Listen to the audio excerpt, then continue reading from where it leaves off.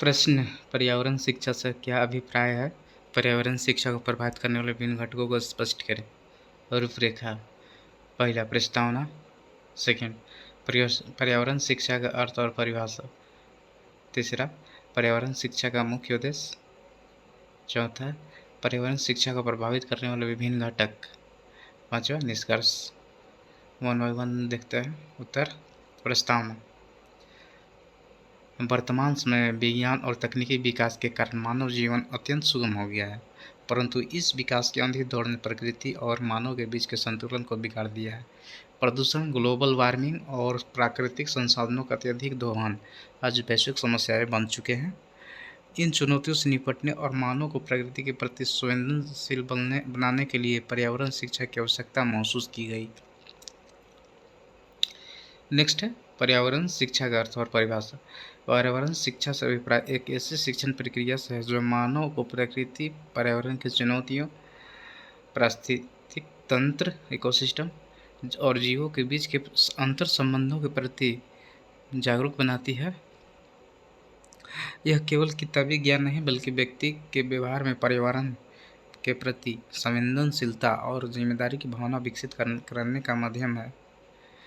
UNESCO के अनुसार इसका अंतिम लक्ष्य वैश्विक नागरिकों को इस योग्य बनाना है कि वे पर्यावरण की समस्या को समझें और उनके समाधान खोजें और सतत विकास की दिशा में कार्य करें।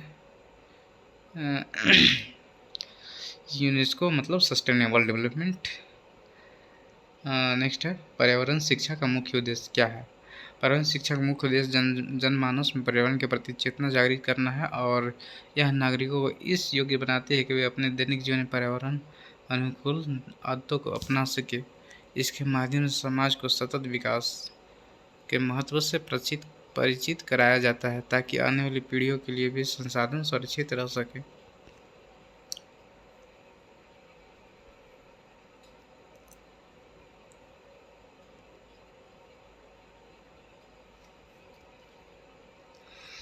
अब नेक्स्ट है पर्यावरण शिक्षा को प्रभावित करने वाले विभिन्न घटक। Various factors affecting environmental education.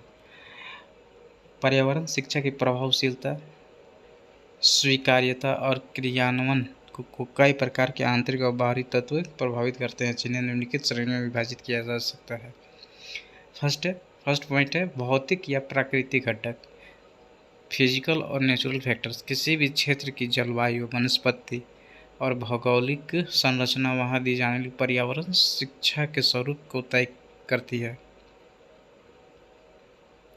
इसके अतिरिक्त प्रत्यक्ष प्राकृतिक संसाधनों की उपलब्धता छात्रों को व्यवहारिक ज्ञान देने में मदद करती है। जैसे उत्तराखंड जैसे हिमालयी राज्य के पहाड़ी क्षेत्रों में भूस्खलन, बादल फटना और वनों की आग, फॉरेस्ट फायर जैसी प्राकृतिक आपदाएं निरंतर होती रहती है। इसलिए वहाँ के शिक्षण संस्थानों में पर्यावरण शिक्षा का मुख्य केंद्र आपदा प्रबंधन यानी डिजास्टर मैनेजमेंट और जंगल जमीन का संरक्षण होता है।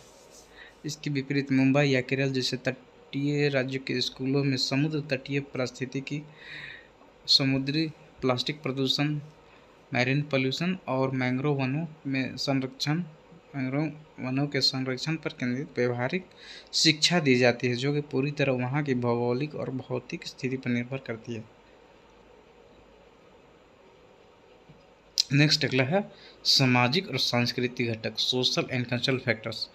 भारतीय समाज में प्रकृति यानी पेड़, नदी और जीवों को पूजनीय माना जाता है। ये पारंपरिक मूल्य पर्यावरण शिक्षा को समाज में सहजता, स्वीकार्यता बनाने में बड़ी भूमिका निभाते हैं। समाज में साक्षरता और पर्यावरण के प्रति लोगों की सामान्य सोच जितनी सकारात्मक होगी, बच्चे और युवा भी उतनी ही तेजी से पर्यावरण अनुकूल आदतों को अपनाएंगे। जैसे भारत में राजस्थान के बिश्नोई समाज के इतिहास पर्यावरण संरक्षण के लिए प्रसिद्ध है, जहाँ लोग पेड़ों, विशेषकर खिजड़ी और काले हिरण को रक्षा करने के लिए अपना प्राण तक दे देते हैं। इस सामाजिक और सांस्कृतिक पृष्ठभूमि के कारण वहाँ के बच्चों को बचपन से पर्यावरण संरक्षण की दीक्षा स्वतः ही मिल जाती है। इसी तरह चिपको आंदोलन उत्तराखंड में जिसे सामाजिक आंदोलन का इतिहास आज हमारे देश के बच्चों को सामाजिक एकजुटता के माध्यम से वनों की कटाई को रोकने की सबसे बड़ी व्यवहारिक शिक्षा देता है। अगला है शैक्षणिक और संस्थागत घटक, एजुकेशनल इंस्टीट्यूशनल फैक्टर्स। यदि पाठ्यक्रम में केवल थ्योरी सिद्धांत के बजाय प्रोजेक्ट वर्क, फील्ड ट्रिप या व्यवहारिक गतिविधि जैसे वृक्षारोपण को स्थान दिया जाए तो शिक्षा का गहरा प्रभाव पड़ता है। पर्यावरण शिक्षा की सफलता पूरी तरह शिक्षकों की योग्यता पर निर्भर करती है। इसके साथ ही स्कूलों या कॉलेज में पर्यावरण क्लबों, इको क्लब्स की व्यवस्था इस शिक्षा को व्यवहारिक बनाती है। जैसे भारत सरकार द्वारा स्कूलों में शुरू किया नेशनल ग्रीन कोर (एनजीसी) कार्यक्रम इसका एक बड़ा प्रमाण है। इसके तहत देश भर के स्कूलों में इको क्लब्स का गठन किया गया है। जिन स्कूलों के शिक्षकों ने सक्रियता दिखाई, वहाँ के छात्र केवल किताबें प्रदूषण नहीं पढ़ते बल्कि वे खुद स्कूल परिसर में कचरा प्रबंधन, waste segregation, rain water harvesting के प्रोजेक्ट और किचन गार्डन बनाकर व्यवहारिक रूप से सीख रहे हैं। यह साबित करता है कि संस्थागत बुनियादी ढांचा और शिक्षक की रुचि पर्यावरण शिक्षा को कितना प्रभावी बना सकती है। अगला है आर्थिक घटक। आर्थिक घटक, इकोनॉमिक फैक्टर्स। पर्यावरण जागरूकता अभियानों, कार्यशालाओं और शोध रिसर्च के लिए पर्याप्त वित्तीय सहायता का होना आवश्यक है। दूसरी ओर अत्यधिक आर्थिक लाभ की होड़ और औद्योगिक विकास पर्यावरण की क्षति पहुंचाते हैं। यह स्थिति पर्यावरण शिक्षा के सामने बड़ी चुनौती खड़ी करती है, क्योंकि यह छात्रों को विकास और संरक्षण के बीच संतुलन सिखाने की मांग करती है। जैसे दिल्ली एनसीआर, भारत के अन्य बड़े औद्योगिक क्षेत्रों का उदाहरण लिया जा सकता है। इन क्षेत्रों में भारी आर्थिक गतिविधियों, फैक्ट्रियों और वाहनों के कारण सर्दियों में गंभीर वायु प्रदूषण स्मोक की स्थिति पैदा हो जाती है। इस आर्थिक माहौल के कारण यहाँ के स्कूलों में पर्यावरण शिक्षा का पूरा ध्यान वायु गुणवत्ता सूचकांक air quality index AQI, thermal power plant के प्रभावों और कचरा वेस्ट प्रबंधन पर केंद्रित करना पड़ता है। साथ ही आर्थिक रूप से संपन्न निजी स्कूल जहां डिजिटल टूल्स और पर्यावरण प्रयोगशालाओं से बच्चों को पढ़ाते हैं, वहीं बजट की कमी वाले ग्रामीण स्कूलों में इन आर्थिक संसाधनों के अभाव के कारण शिक्षा केवल किताबों तक सीमित रह जाती है। नेक्स्ट पॉइंट है सरकारी और राजनीतिक घटक, पॉलिटिकल एंड गवर्नमेंटल फैक्टर्स। जब राष्ट्रीय स्तर पर NEP जैसे नेशनल एजुकेशन पॉलिसी, राष्ट्रीय शिक्षा नीति जैसी नीतियाँ पर्यावरण शिक्षा को प्राथमिक से लेकर उच्च शिक्षा तक अनिवार्य बनाती है, तो इसका क्रियान्वयन मजबूत होता है।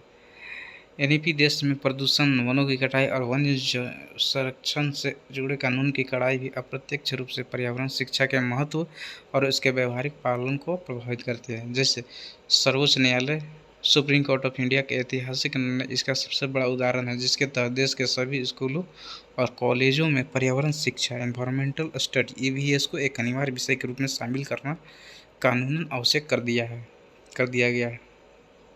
इसके अलावा भारत सरकार के स्वच्छ भारत अभियान या नमामि गंगे परियोजना जैसे बड़े राजनीतिक और प्रशासनिक अभियानों ने पर्यावरण शिक्षा को कक्षाओं से निकालकर एक जन आंदोलन का रूप दे दिया। सरकारी नीतियों के कारण ही आज हर स्कूल में प्लास्टिक के उपयोग पर प्रतिबंध, सिंगल यूज प्लास्टिक बैन को अनिवार्य नियम बनाया गया है, जो बच्चों में कानूनी जिम्मेदारी की भावना विकसित करती है। अंत में निष्कर्ष, संक्षेप में पर्यावरण शिक्षा आज के समय की सबसे बड़ी आवश्यकता है। इसकी सफलता केवल शिक्षण संस्थानों पर ही नहीं बल्कि सामाजिक मूल्यों, सरकारी नीतियों, आर्थिक